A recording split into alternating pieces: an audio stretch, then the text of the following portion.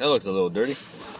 Clean you guys off. There we go. All right. So in this one, we have a 2016 Chevrolet Equinox. Customer complaint with this one, or concern I should say, is that the ABS light comes on after driving. Right now, all I did so far was just take and scan the car. Apparently, they already changed the clock spring and what was it? The clock spring and an SAS sensor. So what we're gonna do, we're just gonna come in, click on report. Let's go see what our report says, and we'll go from there. Left front wheel speed sensor circuit, low signal and amplitude. Steering position signal not calibrated, not programmed. So that will take care of them because they changed the clock spring. So we'll do that in this video. I might do it right now. And invalid data received from electronic brake control module. So that might be because of this. So I'm not going to worry too much about this code right here right now. So what we're going to do is worry about the steering position signal. We are going to calibrate that real quick. All right, so we're going to go into our power steering control module, or our steering wheel angle sensor. We shall go into that one. Oh, give me a second. Let's get this guy straight. All right, we'll go special function. Steering wheel angle learn. Because it's a brand new one and they probably just didn't center it and initialize it, so that's what we're going to be doing. And then after that, we'll worry about the brand lift wheel speed sensor. Continue. Turn ignition off. Continue. Okay, now it's supposed to be taking and calibrating it.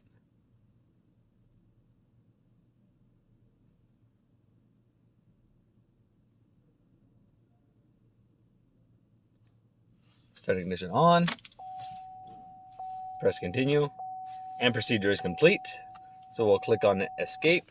We'll click on escape. We'll go trouble codes. Trouble code should have went to history or no fault codes detected. That is perfect. So that is done.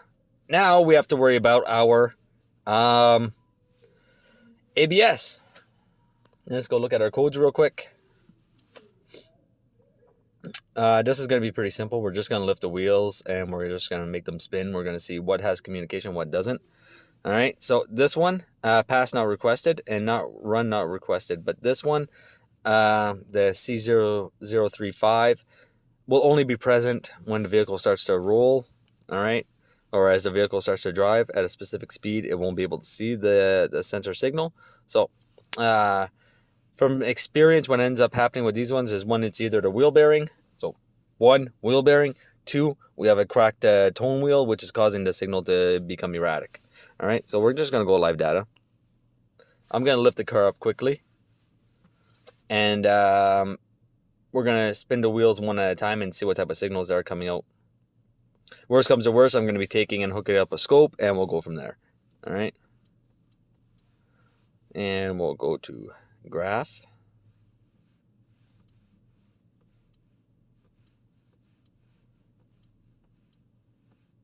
And one more. There we go. And we'll just show those four. So from there, what I'm going to do is just lift the vehicle and we'll get started.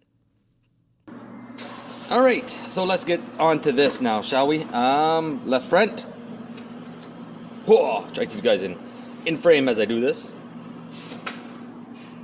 Oh, that's not good. Whoa. I got nothing on that one. I know my right front is okay. Right front. Yeah, right front is okay. Alrighty.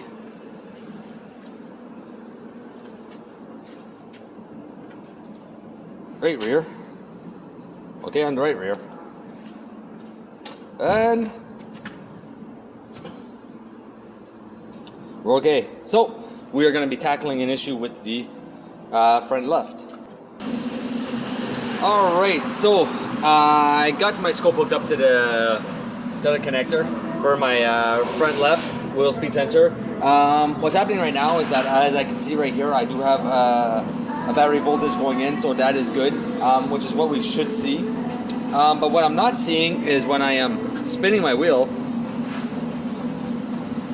I'm not seeing anything happen onto my my screen. So I'm either thinking that there's an issue with the encoder ring, or reluctor wheel, or tone wheel, whatever you want to call it, or maybe even the ABS sensor. What I'm going to do real quick is, because I know these are pretty prone to having issues inside of the encoder ring, I'm just going to take off the ABS sensor and we're going to go verify physically to see if there's anything wrong with the ABS sensor or the tone wheel.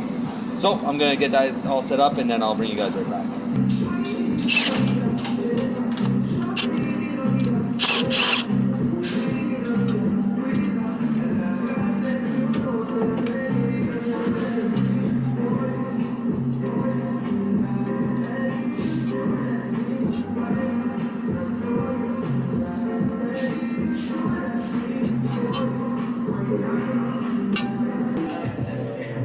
Alright, so I don't know how well this is going to pick up on camera. I looked inside, the encoder ring isn't broken apart anywhere. So I decided to come underneath and come look at the encoder ring from the underneath of the vehicle. I don't know how well this is going to pick up. I hope it picks up properly. I just zoomed you guys in. I want you guys to take a look at... Oh, is my finger going to come in? No. So there's the shield that's right here, and then your encoder ring that's right behind it. I want you guys to take and watch that encoder ring. I'll try to focus in onto it for everybody. Alright. I'm going to turn my wheel bearing. Okay. Now I'm just going to spin it backwards. And so my bearing is moving, but my encoder ring is actually staying in spot. So my encoder ring onto my bearing has actually broken loose, and that is why I'm getting a plausibility code onto, let's take this off, onto the scope. So let's go back to max scope for a minute. Alright. Oh, zoom you guys out. There we go. Alright, so turn off the light. Focus. Thank you. Alright. So we're just going to come back in real quick. We'll come back on. The way that this sensor works is that we are supposed to have battery voltage, if you want. Why does it feel broken? Okay, so what we're supposed to have is pretty much battery voltage coming in onto our signal line, and that voltage actually takes and gives me a DC square wave as the encoder ring passes the ABS sensor.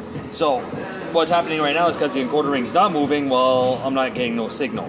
So with that being said, this one is going to need a wheel bearing in order to fix this issue or this concern. So I hope you guys enjoyed this video, and as always, I'll see you guys next time. I went inside, I didn't see any broken bits of an encoder ring. Take this guy back up. I gotta probably show you guys that real quick before I go. And all I did was just come in and look quickly to see if I had any bits of broken encoder ring. There was nothing on the inside. There's a lot of glare.